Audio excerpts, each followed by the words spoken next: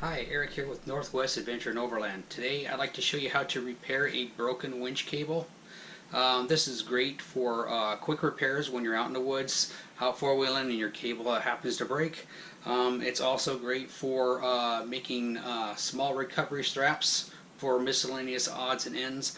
I like to go ahead and make small straps for wrapping up around trees that have fallen down over the road so I can hook them up and pull them up out of the way.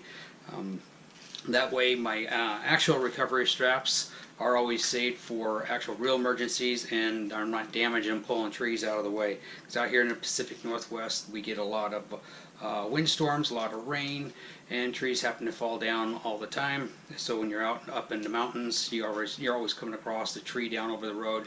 So you have to break out your axe, knock them down out of the way, cut them up with chainsaw, and then you have to drag them out of the way. And this is a great way to make quick, simple little recovery straps to pull that stuff out without damaging your current straps. But either way, a quick, easy way to go ahead and repair a broken cable is your cables will have different strands on them. This one here is a 6-strand cable with a center cable going up through the center that is wrapped by the remaining 6 strands. You'll want to cut and trim it off the best you can to remove the frayed ends. Break off your strands to where you have 3 on one side and 3 on the other with your center.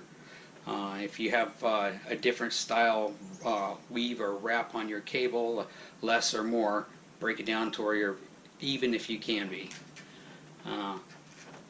You're going to want to unwind the cable far enough down to where you're going to think that you're going to want to make your loop the size that you want it to be. And then once you get it splayed out, you're going to want to bring it up and around and create the size of loop that you're going to create. I want to take a little bit more here. So basically what you're doing is you're going to create a loop, and it's going to interweave itself back around, and you're going to have your tail ends down here at the base to where you're going to either tape it, clamp it, or what have you down at the end to help secure it. Once you get down to about the size that you want to be, this is similar to the side that I already have, then you're going to want to wrap it back up and around itself.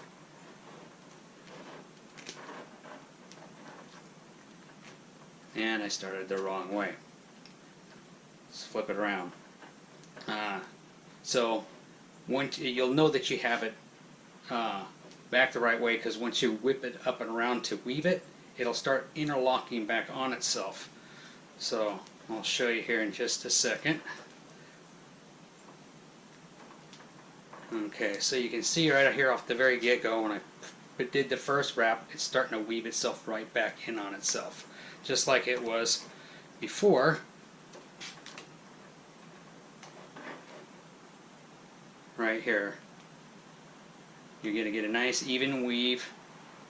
You just kind of work on it a little bit, it'll start to fill itself right back in, and you just keep on repeating the process as you're going.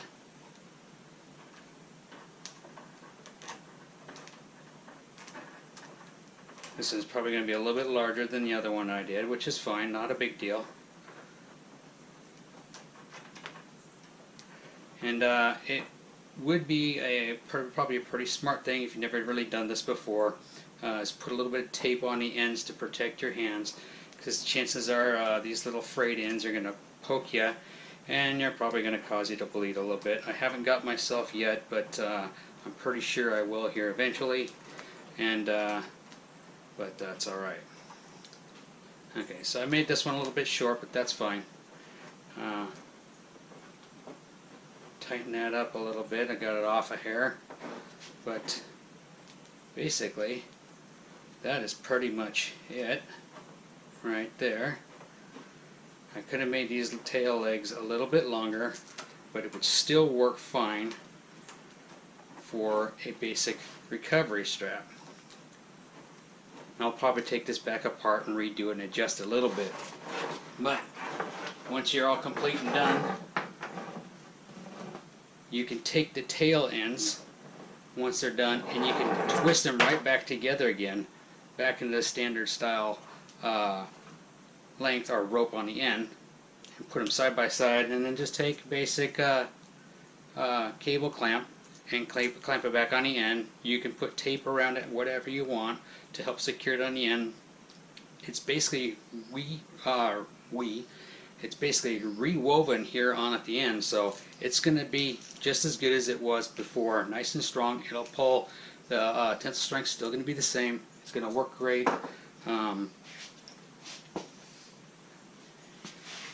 You can wrap it however you want.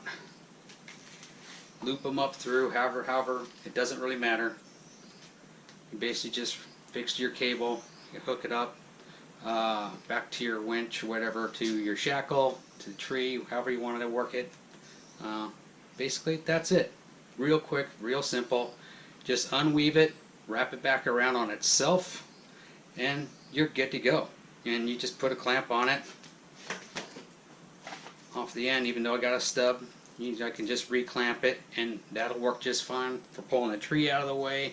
If I wanted to repair my winch, I would have had that tailed out a little bit further, so I can extend that the end tail down a little bit further. Put a couple clamps on the end. This is just a 3/8. Probably go a little bit larger for my actual winch cabling. This is just something off of a whole come along. But yeah, very quick, very simple, easy repair. Anybody can do it. Just be careful pinching your fingers or getting your fingers poked by the frayed ends. And yeah, there you go. Quick roadside repair. Thank you very much. My name is Eric. This is Northwest Adventure Overland.